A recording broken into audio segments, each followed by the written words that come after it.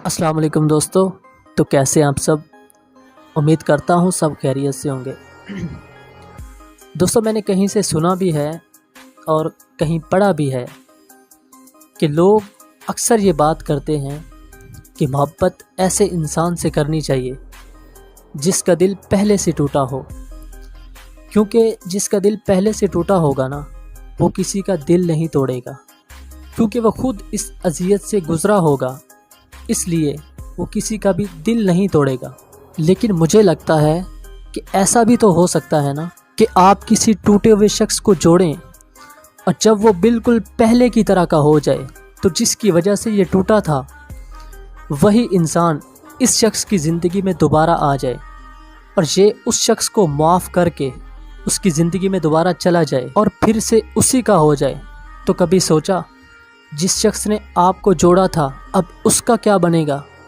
उसने आपको तो जोड़ा था लेकिन अब वो खुद टूट चुका है, क्या बीतेगी उस पे? कभी सोचा आपने?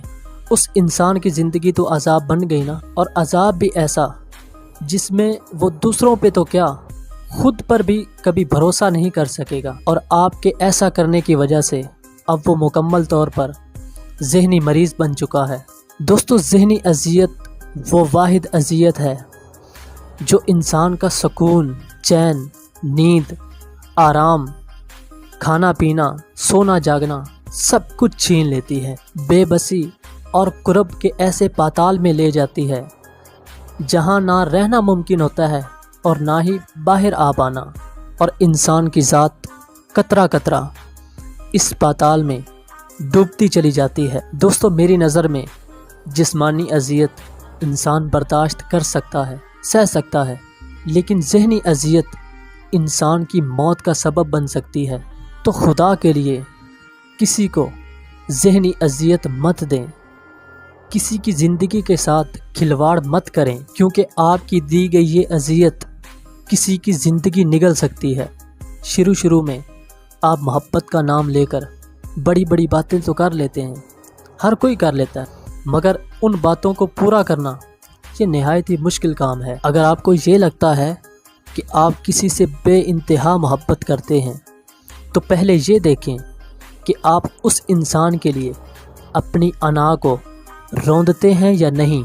अगर आप उस इंसान के लिए अपनी अना ही ख़त्म नहीं कर सकते तो मेरा नहीं ख्याल कि आप उस इंसान के लिए कुछ भी कर सकते हैं। अगर मोहब्बत में कभी भी किसी मौके पर भी आपको अपनी अना अजीज़ हो जाए तो समझ लेना कि ये दिल लगी या वक्त गुजारी तो हो सकती है, लेकिन कभी मोहब्बत नहीं हो सकती।